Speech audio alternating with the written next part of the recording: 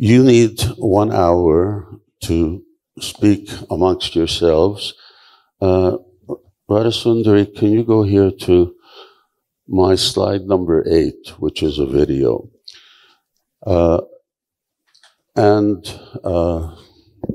Which means as of this moment, you have an hour.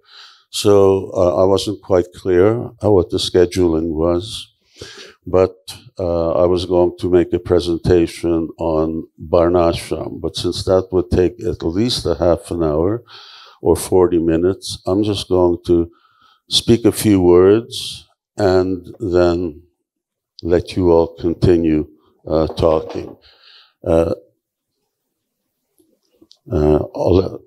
Just wait. So I'm going to show you a video.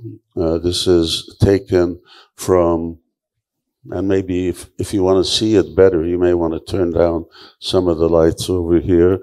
This is taken from the final lesson video by Yadav Prabhu. And here Srila Prabhupada is speaking about Varnashram. I hope we've got audio as well. And Prabhupada is laying on the bed. This is on October the 21st. So 3 weeks before His Divine Grace leaves this world. Okay.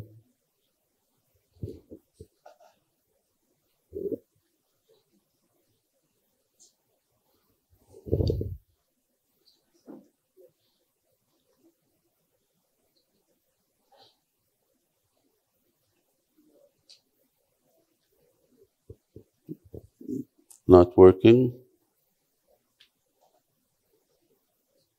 And if it's not working, then I'll just continue.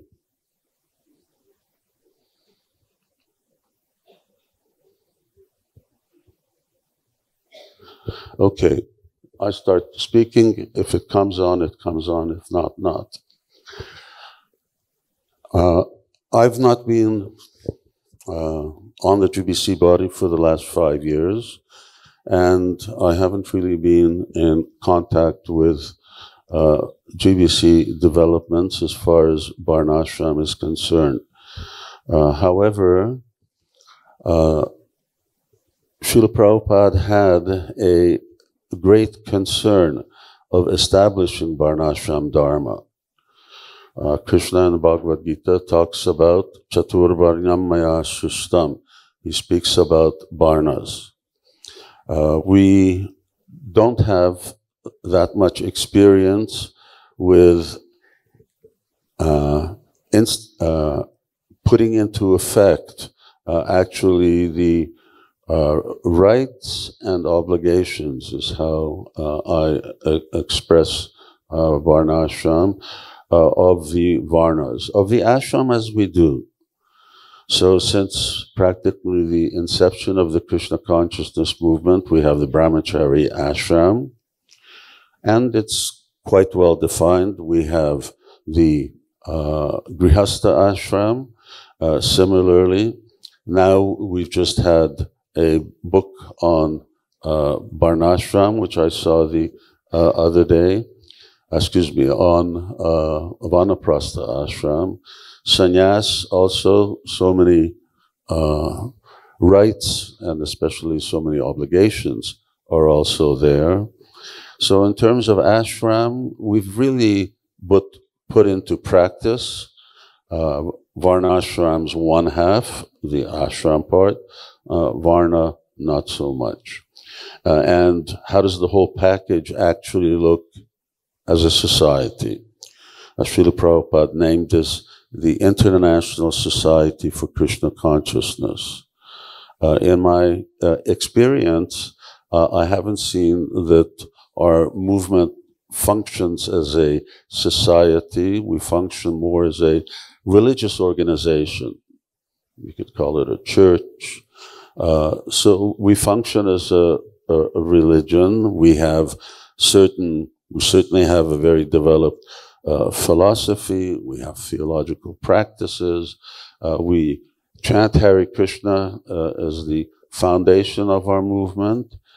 And we have certain rights and rules that devotees practice. But at the same time, we have a very disorganized, in one sense, social interaction. We very often talk about devotee communities, as if, for instance, here in Sridham Mayapur, we have a community.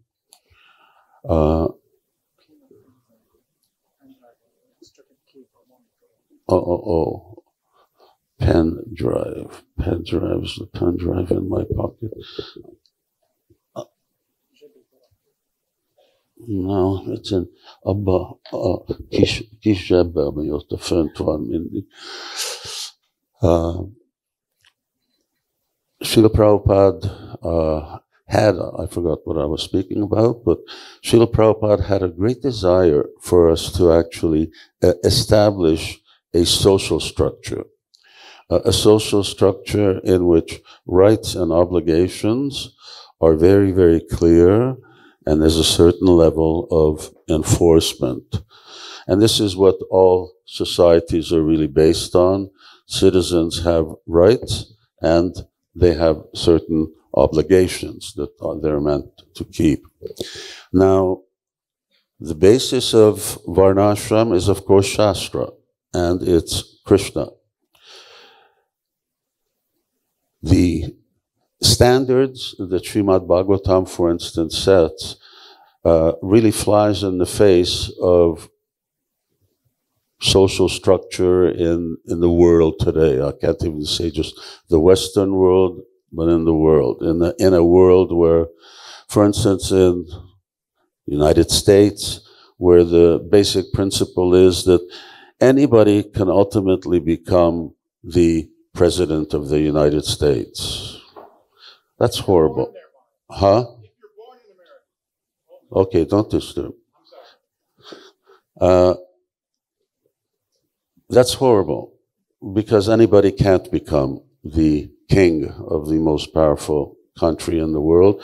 Those who are trained, those who are qualified, guna karma vibhagasa, they're the ones who can actually become really presidents. And if you put that to the today's standard, you'd have to really look around.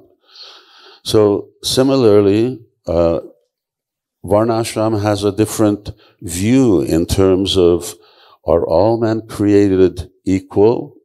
Well, they're obviously physically not created equal. All we have to do is, stand in line. We look different, we have different abilities, we have different speaking patterns. So we are not all the same, we are different. And the achievements that everyone has a right to is also different. You have to have the qualification. So Narad says, Yatraya lakshanam proktam pungsavarnabhigam jikam.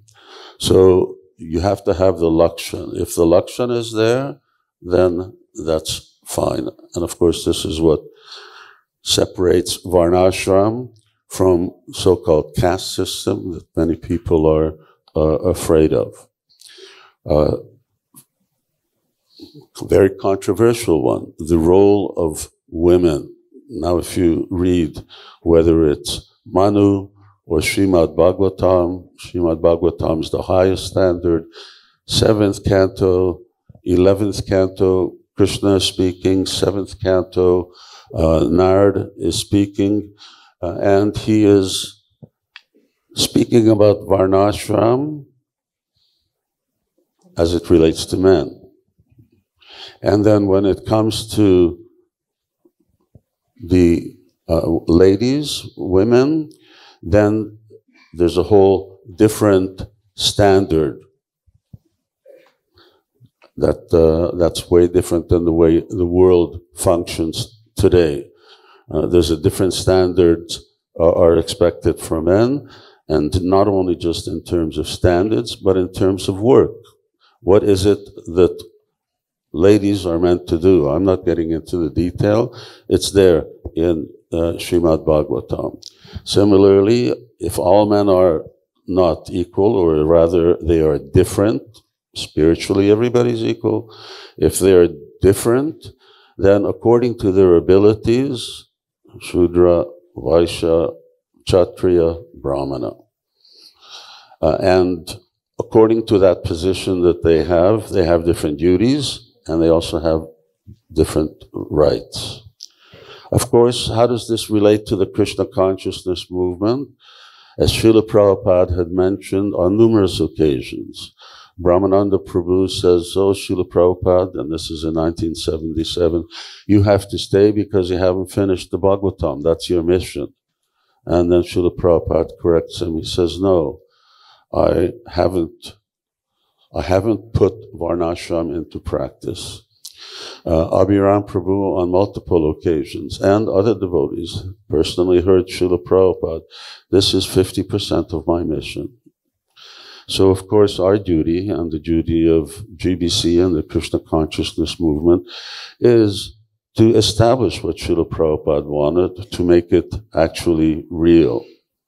It's not an easy thing. I certainly didn't join Krishna consciousness movement to be like a social engineer, but nonetheless, this is what Srila Prabhupada expected of his followers, to continue on where he left on, and he gave quite intense explanations. We'll give up on that if it's not playable.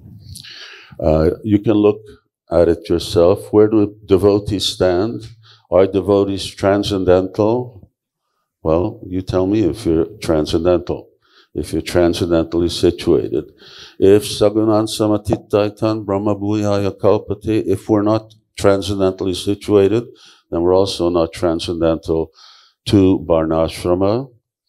Bhaktivinoda Thakur, Srila Prabhupada, Krishna in the Bhagavatam says, until one has awakened a strong taste for chanting and hearing, one must follow the Varnashram system.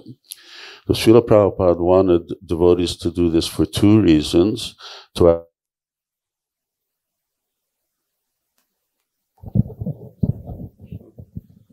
Thank you. To actually establish a pilot project. Pilot projects are something that in industry they do. You try something on a small scale, and then if it works on a small scale, then you try to expand it on a larger scale. So before we try to spread Krishna consciousness all over the world and Varnashram all over the world, we want to establish Varnashram in the Krishna consciousness movement. No easy feat, but certainly something that we should be doing. And that Varnashram, what does it do?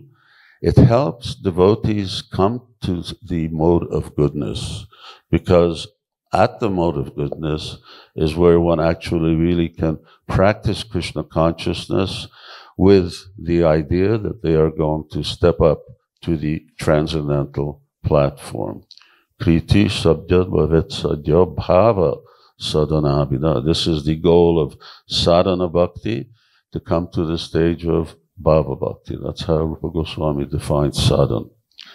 So, whether devotees are transcendental or not transcendental, but we have, for the most part, examples of how transcendentalists very strictly follow Varnashrama.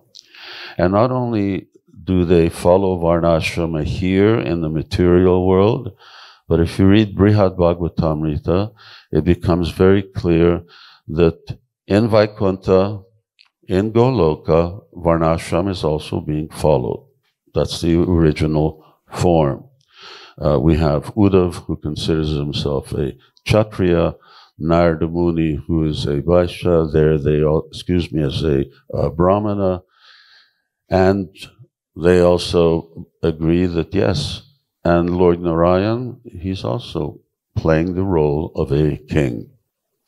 So Varnashram exists here in the material world. It's really just the reflection of what goes on in the spiritual world.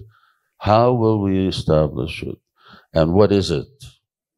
Do we all agree, all the hundreds of devotees who are here, do we all agree, just like we all agree that Krishna is the Supreme Personality of Godhead, do we agree on what Varnashram is?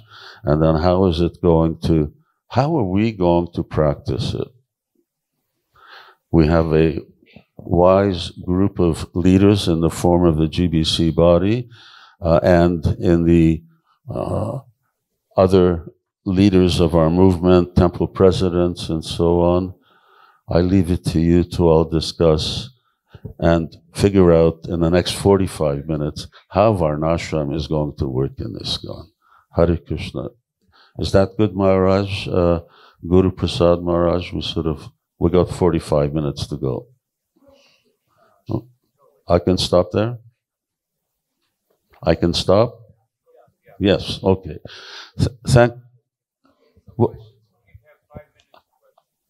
I thought that I could stay here and just go around from table to table. Is that good? Because you may have a lot of questions. You're going to have less discussion. You're the boss. Say what we should do.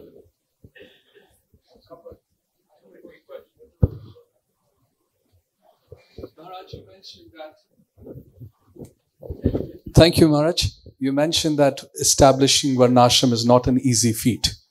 So I like to ask you, in your observations over the last several decades,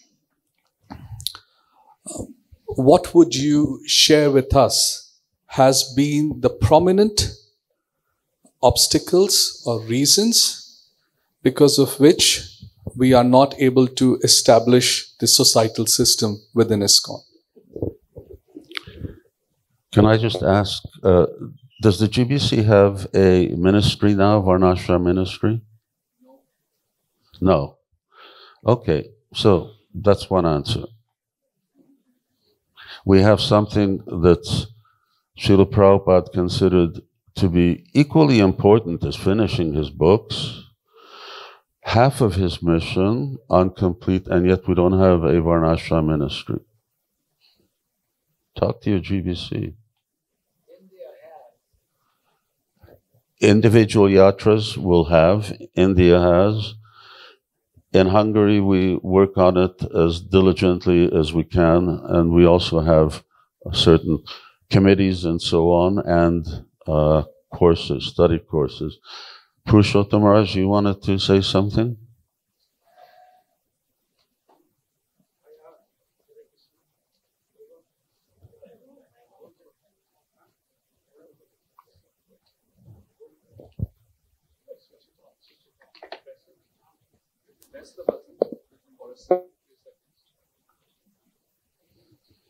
Hare Krishna, Hare Krishna.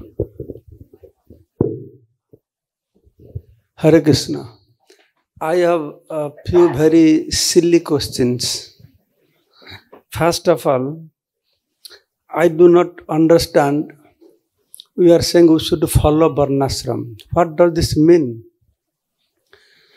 Because according to karma, some people are doing Brahmanical activities, some are already doing Kshatriya activities, some are already doing business, Vaishya activities, Sudra activities.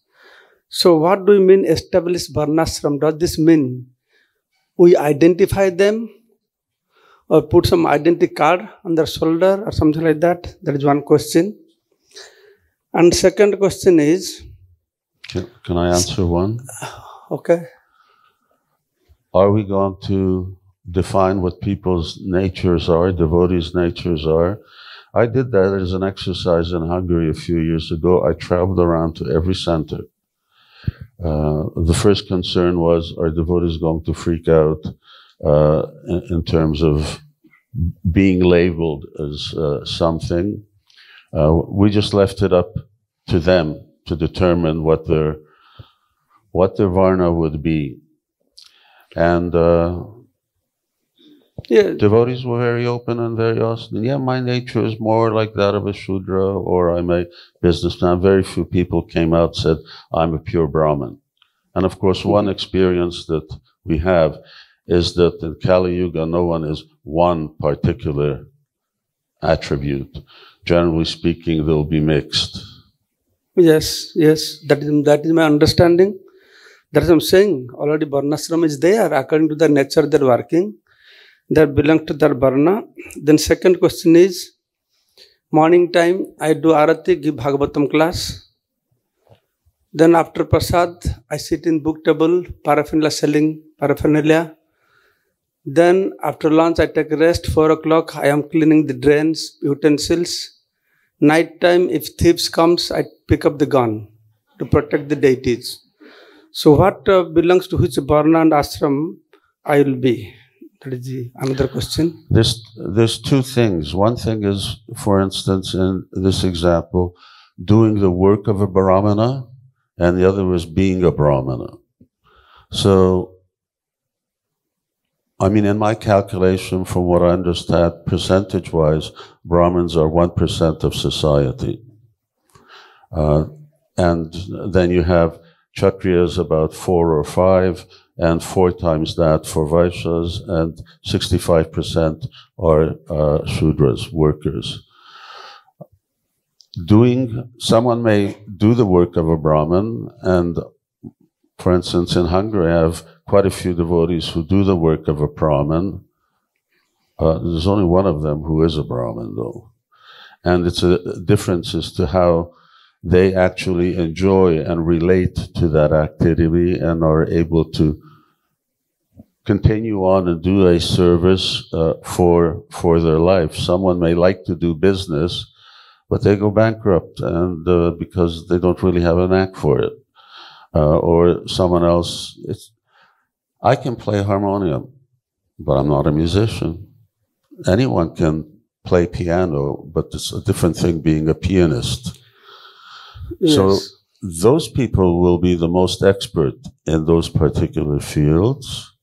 It doesn't leave others out, but naturally speaking, and especially as samskars become purer and purer, you're going to have less and less mixture, although no doubt some mixture will always be there. Okay, that means even if I have karma, not necessarily I'm a Brahman or Vaishya. That proves that. Then my last question, Maharaj, is... I'm not a Vaishya. I'm a Vaishya. I'm not a Brahmin. I may write books, I may worship deities, but I'm not a Brahmin. Why do I say that? I say that because whenever any issue comes up, the first thing I think about is money. That's, it's my tribe also. I'm originally Jewish, so that's the karma. I think of money. I do other things, but, they showed me the game. First thing I asked, how much is it? Brahmanas are expert in fighting, teaching. They teach fighting also. They're expert in every respect. So you are Brahman, you are expert in every respect. My last question is, we say, Chaturvarna Mayasa Guna Karma Bhavagasa. But in history from Puranic time, we see only Brahman children become Brahman. King's son become king. Vaishya, we don't see largely, prominently, except 1 or 2 exceptions, like the Vishwamitra, this, that. So how to answer for that? They say, we have never seen in history something you are trying to establish, quoting the verse from Guna Karma. Okay, Guna Karma has to be there. If you have taken birth in a Brahman family, but you don't have that Guna Karma, you become Brahma Bandhu. But you don't become a Sudra. So how to reply that? Because it's not seen in our history like that. One thing is that Varnashram, as it looked in previous ages, cannot be, Srila Prabhupada says you cannot apply that in Kali Yuga. So whatever form that Varnashram takes is going to be modified. When we talk about devotees, Srila Prabhupada wanted us to be Brahminical. Doesn't mean everybody becomes a Brahmin by nature, but he wanted us to learn Brahminical life, which means living in the mode of goodness, as Vaishnavas. And for that, so then we're chanting mantras, we're doing yagyas, we're worshipping deities, we're doing activities that Brahmanas do, but why do we perform these activities? We do them really for purification. That's the ahobata swapa chato gariyan, which is the right of every Vaishnava. So Brahminical culture and also being Brahmin are not exactly the same thing. My last question. Krishna said, my last question. Krishna said, Krishna stated in Bhagavatam, Krishna Swadham Abhagata Dharma Jnanadhivisaha.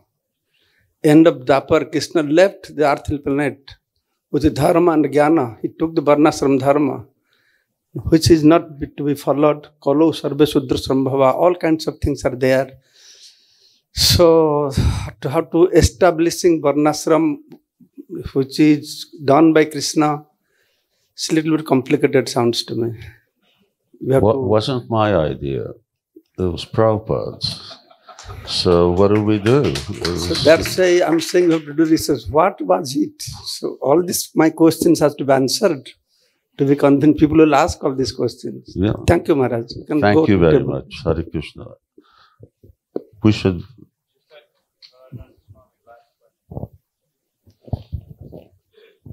Last question? Last question. Oh, Prahladananda Maharaj. What is your opinion on how cow protection would be the basis of the development and cow protection, and as an economic system, as a primary economic system, would be the basis of the development of Varnashram within ISKCON? My understanding of Varnashram is not farms, just farms. In other words, I'm not saying just farms, but it is the basis of the economic system within I understand. It is not just farms, but in all times before, Varnashram means everywhere. Bhaktivinoda Thakur says Dwarka is the center of Varnashrama. So wherever we were, Hastinapur, Dwarka, cities, villages, towns, everybody follows the same Varnashram system. Yes, it was established and it was functioning on the basis of Gauraksha, protection of cows, and then obviously the produce that we get from cows as being, in one sense, one of the important currencies, that being one of the fundamental legs of what you would say Varnashram. How do we get there? Srila Prabhupada wanted our farms to function like that, but we see that there's such a difficulty in establishing cow protection in our farms because our temples will not pay the price of the milk, because they get cheaper milk if they go to, in England, it's Tesco or other places, Steinbergs and so on. So until our devotees are willing to actually buy into Srila Prabhupada said our restaurants should be using ghee and milk products from our farms. Our temples, our deities should be getting that. But you will have the milk that we have when you have cows that you're protecting all your life, when you're not forcefully inseminating them in order that they just keep producing milk, and after 2.5, 3 years they get butchered. You have to be willing to pay 2-3 times the price of the milk. When that's assured, then our herds can grow. Otherwise, in certain countries, or at least in one country, one herd of 200 cows all disappeared to the slaughterhouse because we were not able to actually engage them. So, yes, devotees have to buy into that. We certainly use a lot of milk products. I mean, it's the basis of our food. It's our food staple. Now, are we willing to actually support, and in that way our farms have a basis?